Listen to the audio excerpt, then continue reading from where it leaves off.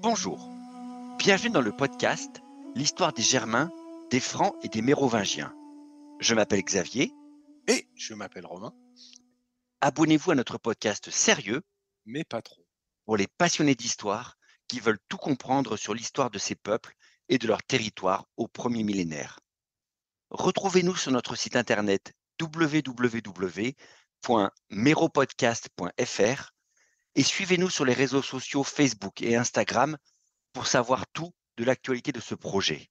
Et n'oubliez pas de nous donner des étoiles ou de nous laisser un commentaire sur votre application de podcast ou de balado favorite. Ceci est l'épisode 29, la charge de la brigade lourde. L'empereur des Francs, Magnence, a donc passé son été 351 au bord de l'eau dans les Balkans, mais pas vraiment à la plage. Il essayait plutôt de mettre la main sur son adversaire, Constance II. Car Magnence, tout empereur romain qu'il soit, dirige un empire fortement instable, et sa situation politique est tout sauf confortable. Une vague trêve ou un simple match nul ne va pas lui suffire. Il lui faut une grosse victoire, et vite, pour pouvoir asseoir sa légitimité et faire taire les détracteurs au sein de sa partie d'empire. Et aussi, pour empêcher de nouvelles désertions après celle de Sylvain, l'officier franc de cavalerie qu'il a lâchement abandonné avant le dernier affrontement. Retournons donc dans la Grande Plaine, à la frontière entre la Serbie et la Croatie moderne, pour la conclusion de cette étrange guerre des Balkans du IVe siècle.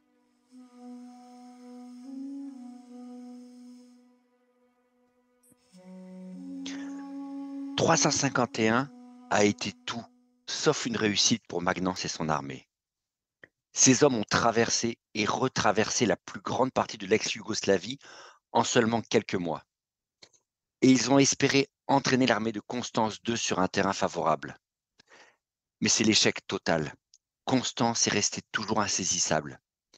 Des centaines de kilomètres de marche et de contre-marche pour rien, ponctués de sièges pénibles comme Sisak ou ratés comme Sirmium. Militairement, toute cette campagne de 351 est une grande désillusion pour l'empereur de l'Ouest. À ce stade, tout ce qu'il a réussi à faire, c'est prouver que l'Illyrie reste fidèle à Constance malgré son inaction. Et il a aussi montré clairement ses limites en tant que stratège. Parce qu'oublier d'amener du matériel de siège dans sa campagne restera une belle erreur qui lui aura coûté très cher tout au long de cet été. Et son armée s'est finalement arrêtée en septembre 351 devant la ville d'Osijek, en Croatie, appelée Mursa durant l'Antiquité, pour malheureusement faire face au même scénario que d'habitude. Une ville bien fortifiée et carrément décidée à lui résister. Alors, les historiens restent encore divisés sur cette fin de campagne de Magnence qu'on a toujours un peu de mal à expliquer rationnellement. C'était quoi son plan en fait? Occuper un verrou stratégique imprenable pour surveiller la route vers l'Italie et menacer les arrières de Constance et ses communications avec son empire oriental? Ou investir une place forte dans le territoire ennemi, d'où il attendrait à son tour des propositions de paix sérieuses de Constance pendant l'hiver? Peut-être, ou peut-être pas. En tout cas, la ville antique de Mursa ne ressemble pas du tout à la ville moderne de Osijek, reconstruite à quelques kilomètres de l'emplacement antique. En 351, c'est une ville romaine entourée de solides remparts et nichée dans une boucle de la grande rivière locale, la Drava, qui coule dans un axe nord-ouest vers sud-est et qui se jette à quelques kilomètres de là, dans le Danube. Et alors qu'on en est encore à tenter de prendre Mursa par tous les moyens, même en essayant de mettre le feu aux portes de la ville et de lancer un nouvel assaut, les troupes de Constance arrivent enfin à la rescousse fin septembre 351. Magnence abandonne donc le siège dans la foulée puisque maintenant, la confrontation tant attendue entre les deux empereurs va finalement avoir lieu. J'ai envie de te dire, c'est pas trop tôt, parce qu'on se demandait bien ce qu'il fabriquait depuis le début, Constance. Le gars, il a une rébellion du tiers de son empire sur les bras, et tranquillement, on a l'impression qu'il l'a plutôt pris à la cool. Ou alors, c'était peut-être le plan génial depuis le début de cette histoire, en faisant en sorte d'amener Magnance exactement là où il le veut, c'est-à-dire sur une plaine gigantesque qui va favoriser sa cavalerie lourde, renforcée en plus par le régiment de Sylvain. C'est ça l'histoire? C'est une véritable possibilité qui démontrerait que depuis des mois, Constance joue cette partie très finement. Parce que, au final, fondamentalement, il a tiré un sacré profit de sa position de force politique pour laisser Bagnance tourner en rond et attendre le bon moment pour frapper sur un terrain qui lui convient. Quitte à passer pour un lâche, quitte à sacrifier des centaines de kilomètres carrés de territoire, et quitte à laisser des villes moyennes comme Sisac et ses défenseurs se faire écraser sans rien tenter pour eux. Une bonne stratégie pour un empereur calculateur en résumé. Exactement ce que Constance a déjà prouvé être depuis très longtemps. Quoi qu'il en soit, Magnance ne réalise pas son erreur sur le coup. Car ce 28 septembre 351, l'empereur de l'Ouest décide d'en finir, malgré le terrain et malgré le rapport de force complètement en sa défaveur. Selon Zonaras, un fonctionnaire byzantin du Moyen Âge qui est notre seule source sur ce point précis, Magnance ne dispose que de 36 000 hommes. Les spécialistes hésitent sur la validité de ces chiffres, mais généralement les acceptent comme probablement assez justes, ou pas trop faux en tout cas. Alors, un corps expéditionnaire large de 40 000 ou 50 000 hommes ramenés de Gaule n'a rien d'invraisemblable. Parce que la logistique romaine permet des déplacements de cette taille en réalité au IVe siècle. Le système routier est en parfait état, la logistique pour nourrir et équiper une armée pareille est en place. L'ouest de l'Empire contient sans doute plus d'hommes que ça, mais il ne faut pas oublier qu'il y a pas mal de garnisons à maintenir, à commencer par celle de la frontière du Rhin, où il a positionné son frère Decentius pour contrer les Alamans. En imaginant que Magnance a déjà perdu des hommes durant l'été 351, soit au cours des opérations précédentes comme le siège de Sisac, soit par défection comme avec Sylvain et sa scolée palatine, le chiffre de 36 000 n'a pas l'air si mal que ça en fait.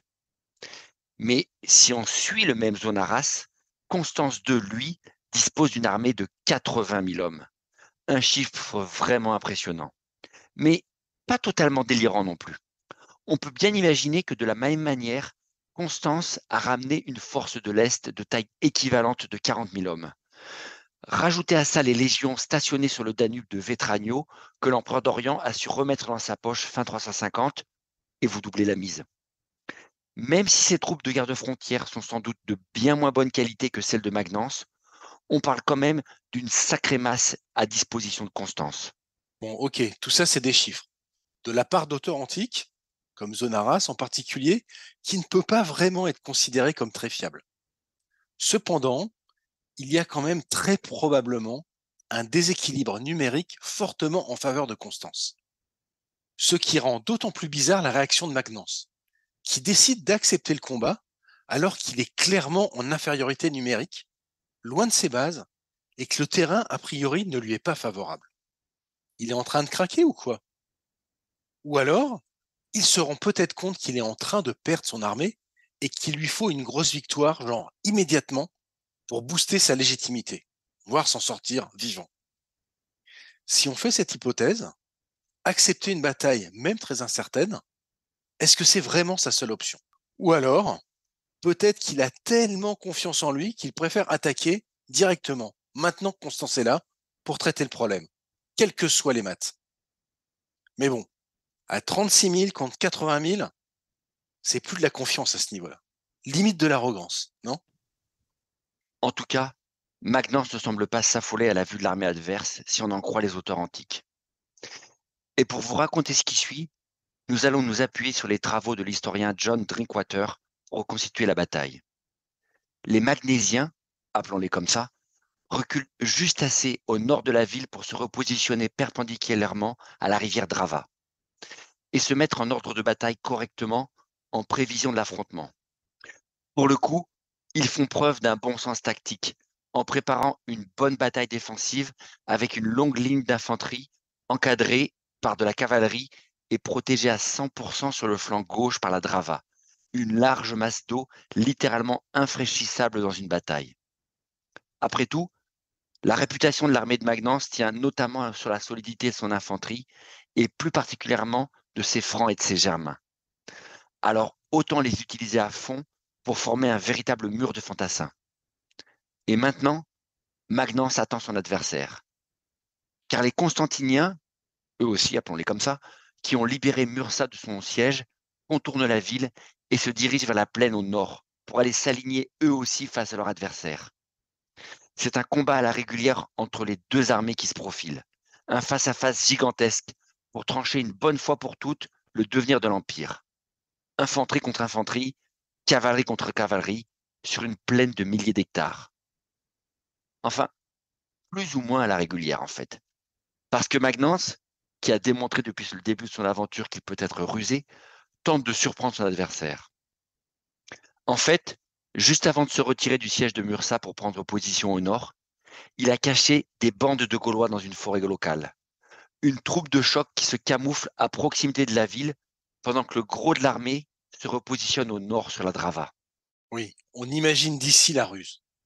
Tu laisses passer discrètement l'armée de combattants qui va rejoindre la grande plaine de la future bataille, et hop, quand la baston s'engage entre les deux lignes adverses et que tout le monde est plus ou moins dans le feu de l'action, hop, les 4 bandes gauloises sortent du bois pour attaquer sur les arrières de la Mésorient.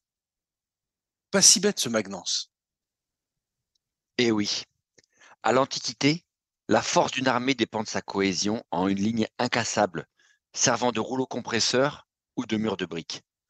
Et attaquer par derrière pour mettre la panique dans la ligne ennemie est la tactique la plus efficace qu'on puisse imaginer et qui a été utilisée un nombre incalculable de fois dans le passé.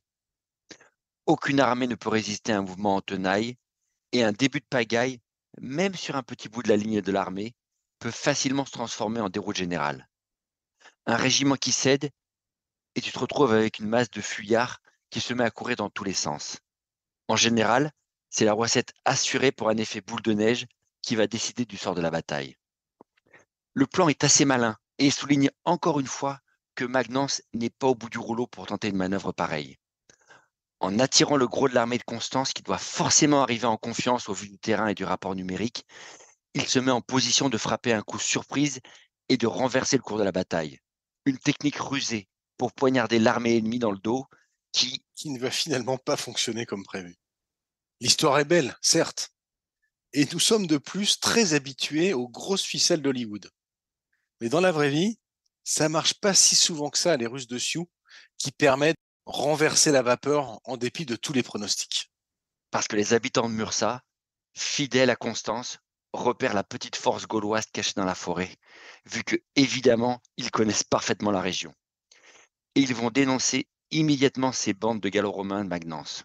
Les Constantiniens vont donc les débusquer et les éliminer facilement, en nettoyant proprement et tranquillement la zone forestière avant de se positionner à leur tour dans la plaine du Nord. Dommage, Magnance.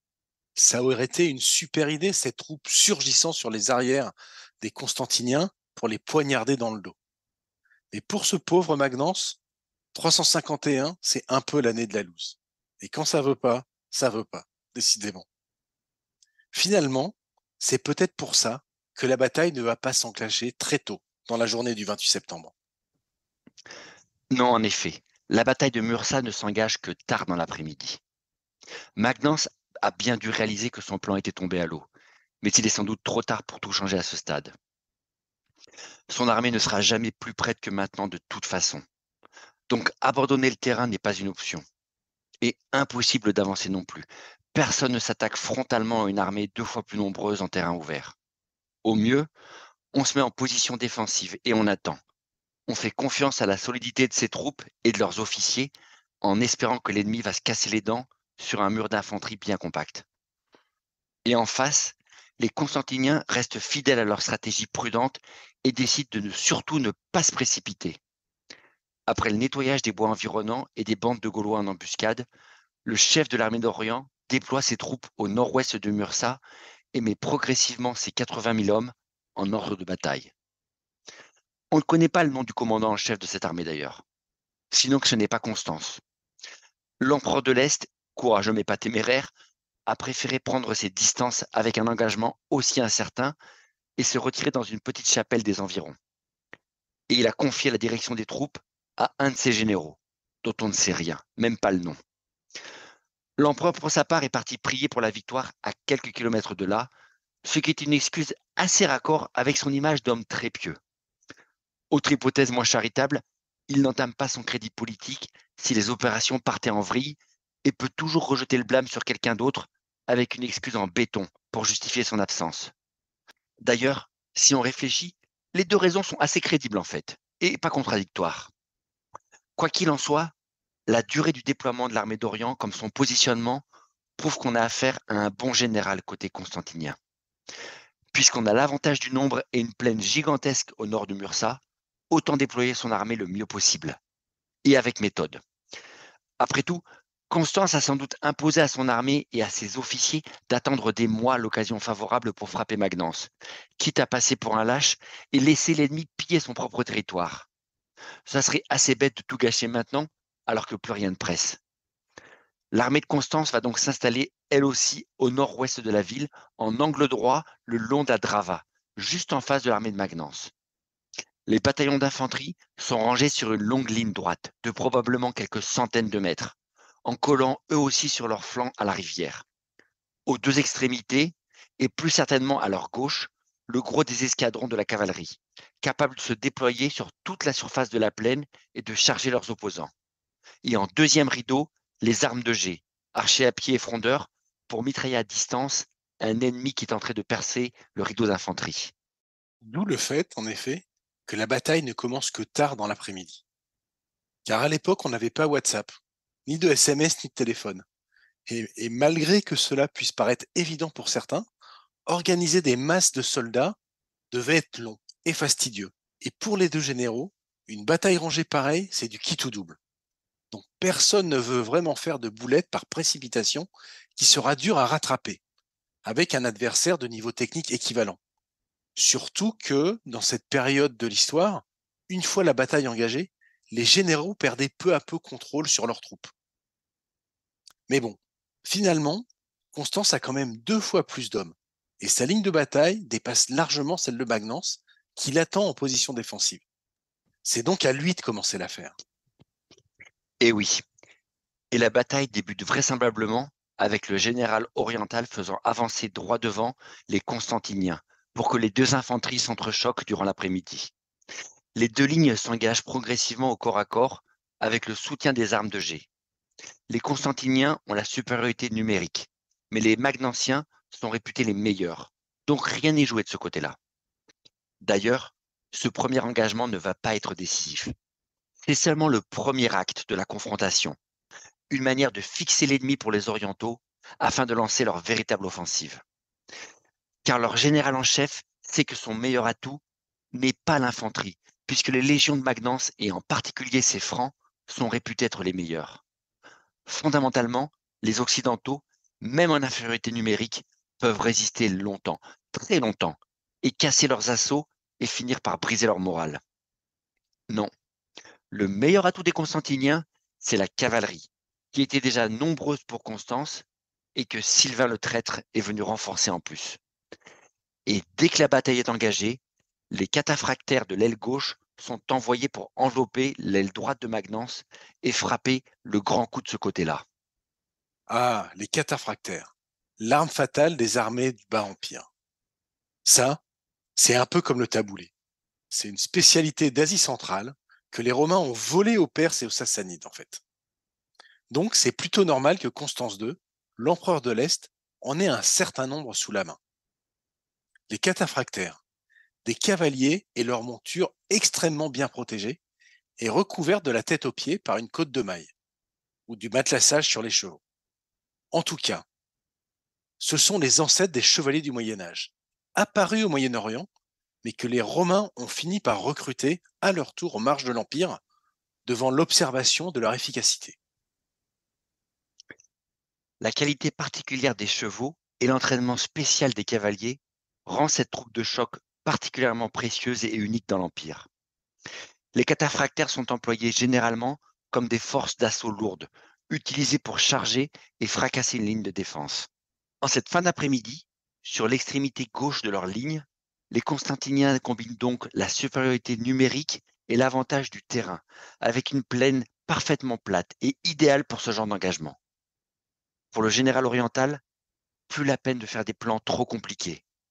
La tactique est écrite d'avance et à défaut de finesse, va être très efficace.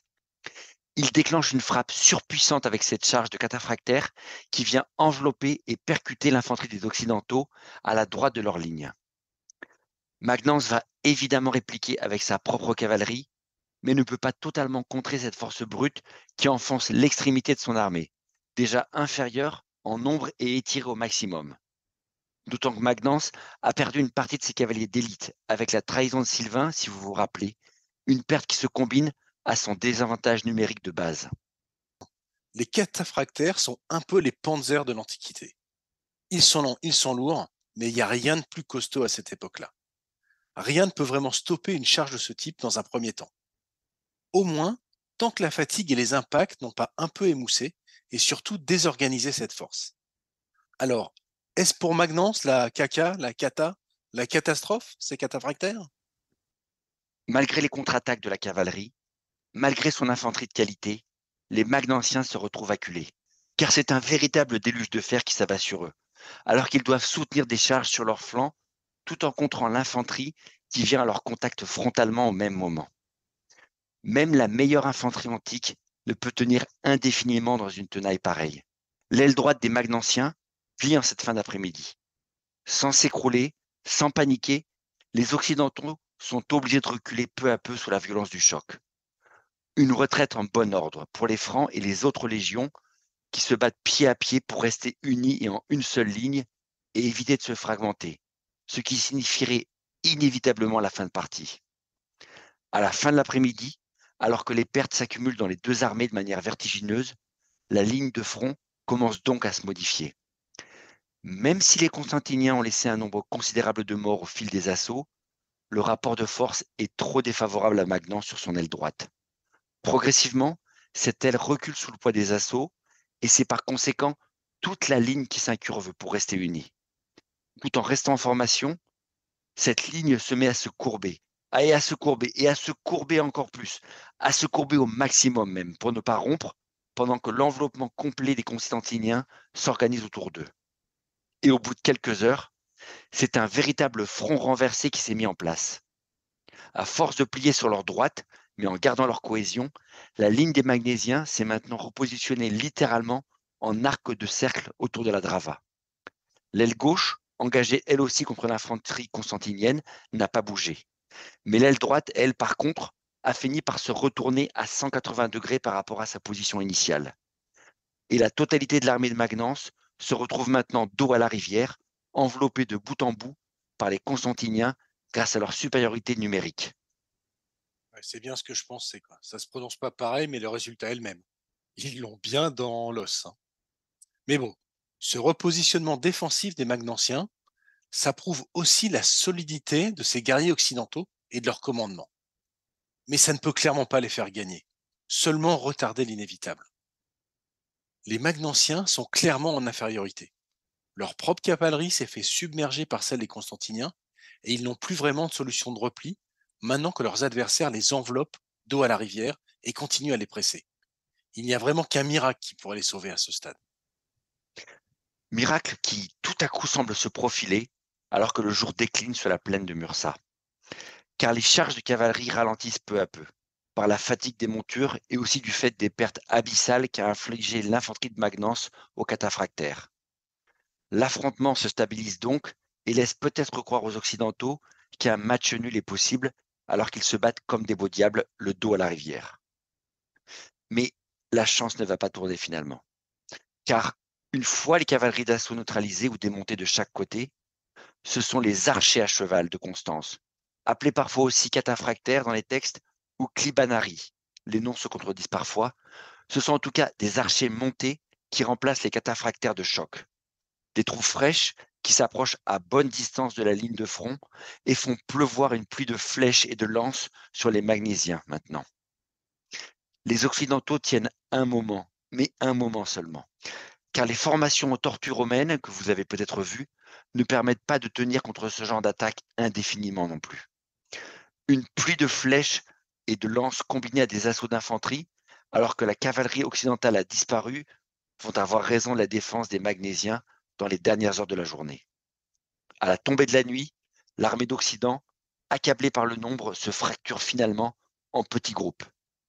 Petits groupes qui se battent avec l'énergie du désespoir et une détermination incroyable, en emportant dans la mort autant d'assaillants qu'ils le peuvent. Mais des petits groupes qui cèdent quand même et qui se font massacrer quand l'obscurité tombe sur la plaine. Ceux qui ne finissent pas l'arme au poing se noient en masse en tentant de s'enfuir par la Drava. Et apparemment, seule une minorité va finir par se rendre à l'ennemi pour sauver sa peau. Au soir du 28 septembre 351, l'armée de Magnence est définitivement anéantie. Et Magnence, lui, est parti prier dans une chapelle un peu en retrait. Non, je déconne. En fait, il s'est carapaté. Il a filé à la Saxonne. L'empereur de l'Ouest a abandonné son armée et le champ de bataille avant la fin pour se sortir de ce guêpier. Et cette action, quoique logique, mais quand même un peu couarde, sera raillée plus tard par les auteurs constantiniens. Même si leur insistance à accabler ce lâche de Magnence permet aussi de ne pas trop s'interroger sur l'absence de Constance II. Mais comme dit l'autre, ce sont les vainqueurs qui écrivent l'histoire. Mais bon, soyons réalistes, on aurait fait la même chose. La bataille était fichue, l'empereur de l'Ouest devait s'enfuir pour se donner au moins une chance de poursuivre la lutte plus tard. Magnence a laissé le commandement à son fidèle Marcellinus, tu parles d'un cadeau, vous vous rappelez, l'homme du banquet de 350 à Autun. Et ce dernier va perdre la vie dans ce grand massacre au crépuscule. Comme sans doute la plupart des officiers, les Gayso et les autres, morts les armes à la main, ou plus probablement emportés par les eaux de la Drava. Magnence s'en sort peut-être, mais toute son armée y est passée, et sa réputation avec. Les historiens antiques, à tort ou à raison, vont blâmer cette bataille comme une saignée catastrophique pour l'Empire romain. Les Magnanciens perdent 24 000 hommes et les vainqueurs 30 000, soit 54 000 hommes au total, un chiffre astronomique pour l'époque. Même si les Constantiniens ont remporté la victoire, on peut dire que l'addition est salée. Constance, qu'on va aller prévenir de ce triomphe au milieu de ses prières, se serait mis à pleurer devant le désastre général pour l'Empire romain d'avoir perdu autant d'hommes d'un seul coup. Autant de Romains qui manqueront cruellement lorsque de nouveaux barbares viendront frapper aux portes de l'Empire dans les prochaines années. Mais ça, c'est un problème pour plus tard.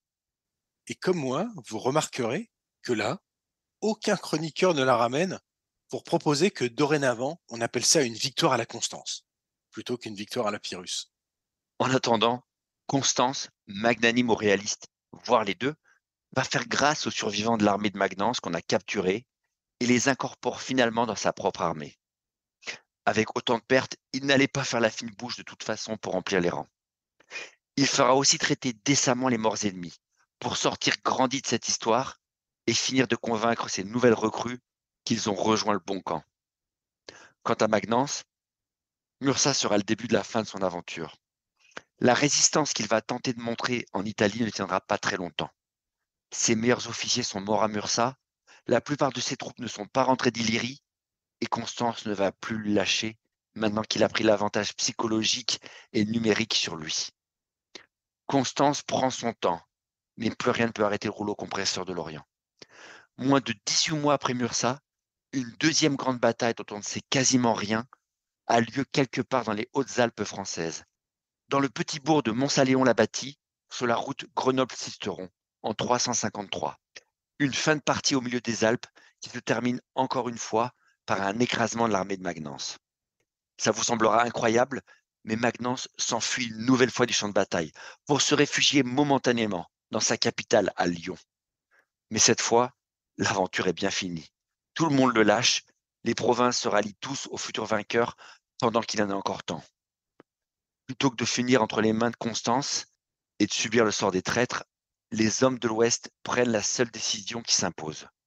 Magnence se transperce de sa propre épée en août 353, suivi une semaine plus tard par son frère Decentius en Gaule, qui lui s'étrangle lui-même. L'empire des Francs est mort cette fois, à l'été 353, moins de 4 ans après sa naissance. Le grand empire d'Occident des Francs s'éteint donc avec Magnence et son frère. Un joli rêve qui prend fin dans le sang. Mais pour les Francs d'Empire, ce n'est pas la fin. Ce n'est même que le début de leur grande aventure. Mursa est peut-être une catastrophe, militairement parlant, mais de ce désastre est né un nouvel homme, le Franc d'Empire, soldat d'élite des armées romaines, dont on n'a pas fini de reparler, et qui, lui, a de la suite dans les idées. Merci d'avoir écouté cet épisode de L'histoire des Germains, des Francs et des Mérovingiens, le podcast dédié à l'histoire de France durant le premier millénaire.